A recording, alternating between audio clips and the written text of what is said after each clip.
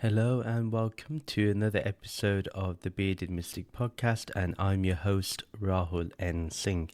Thank you for taking out the time today to either watch or listen to this podcast episode.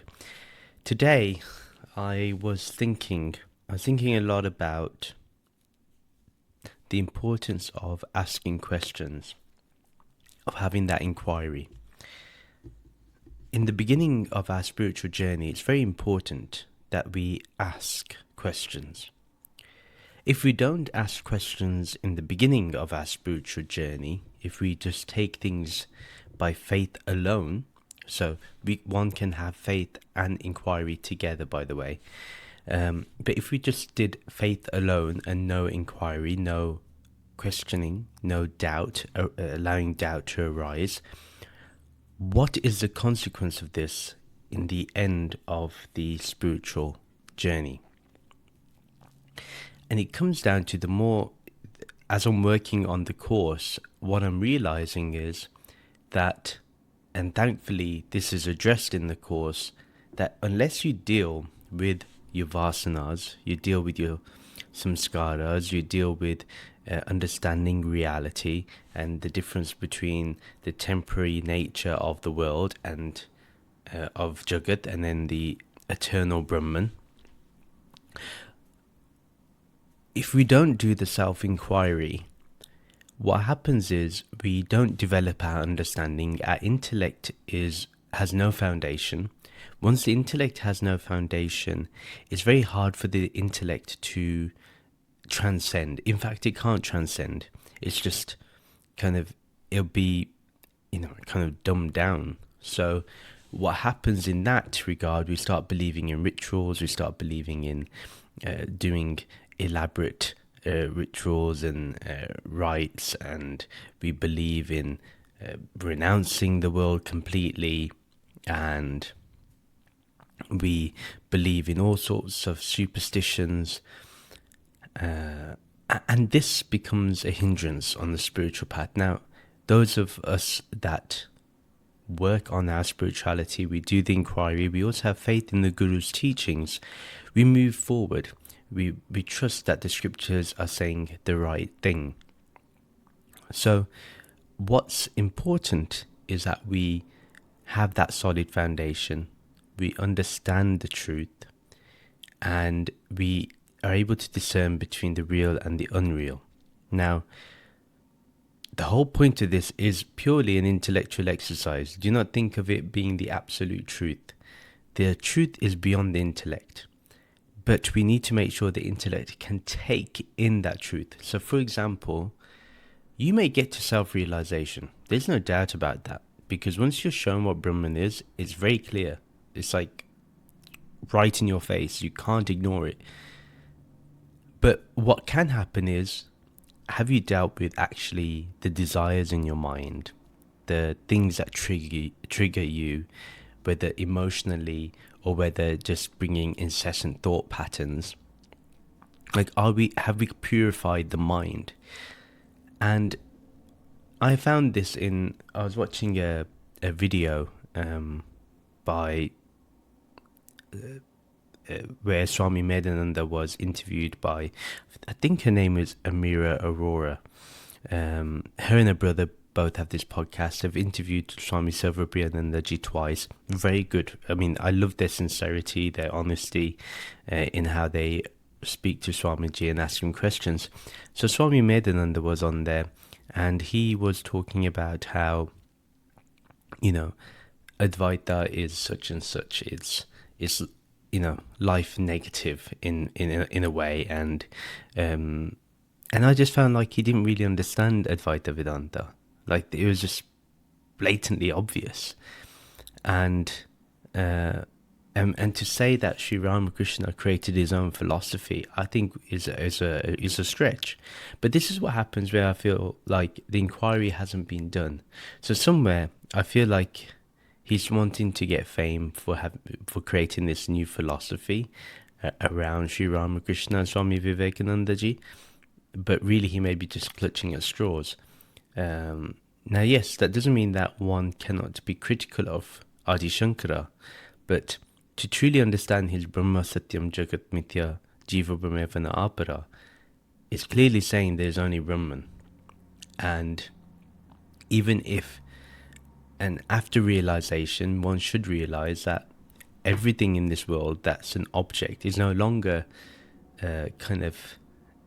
devoid of meaning. In fact, we see it as Brahman itself, and we don't see division, we don't see separateness, we just see the one. That's oneness, and that's the vision that I believe Adi Shankaraji spoke about.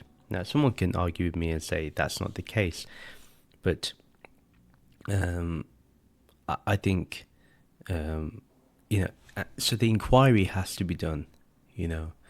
Do I truly understand what is being said, what is being written? And so I've been really kind of contemplating on this, how in spirituality sometimes people just think faith is enough, or that we shouldn't ask questions to the guru or whatever. But I think it's necessary. I think you need to ask questions. You need to remove your doubts. You need to eradicate any misunderstandings. If we are truly, sincerely wanting to move forward in our spirituality, where spirituality is not just a show, or, for example, what's the point being shown the absolute truth if we're still superstitious? The amount of people that I see saying, oh yeah, I'm self-realized, and then you see them with that blue-eyed thing for nazar. What is this? Nothing can touch you if you are truly self-realized. Nothing can harm you. Nothing can, because whatever will happen is, one, could be karmic. So not necessarily that someone's put an evil eye on you. It could be purely karmic, and you have to see that out if you want to truly transcend karma.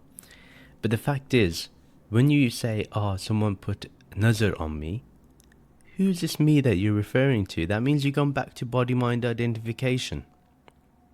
So my whole point is that even when somebody may claim to have been given the vision of God, I would question that completely. If they still are superstitious, still doing rituals, as if, if they don't do it, they'll have bab. Do rituals because you love doing them. Don't do it for any other reason. Don't do it because it's a good karma. If you do it for good karma, then you come back to body and mind identification. So I hope that makes some of this clearer. I mean, I think I was contemplating on yesterday's Mahashivratri event, and it's important to do those actions. It's important to do those good karma, the rituals, no problem. The artis are beautiful. All of this is wonderful. But remember, the true point of spirituality, which is self-realization or enlightenment or Jivan Mukti. And if that is not the end goal for you, then I would say drop the spiritual path. Don't continue. If you're not willing to ask questions and move forward, don't bother with it. It'll be more dangerous, in my opinion, because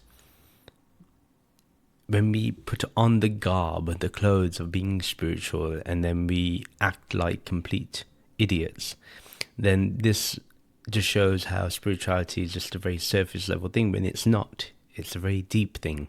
It has to resonate with you deeply.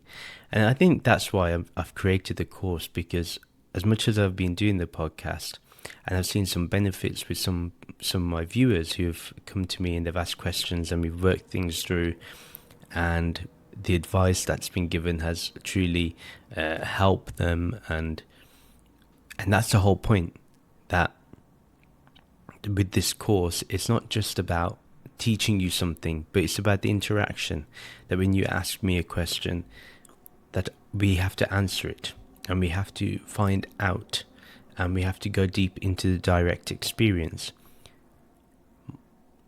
Now, if we don't do that, if we don't get there, then my course will be like everything else. And the whole point is not to get this, if you do this course, then there's a higher course, then there's this course. No.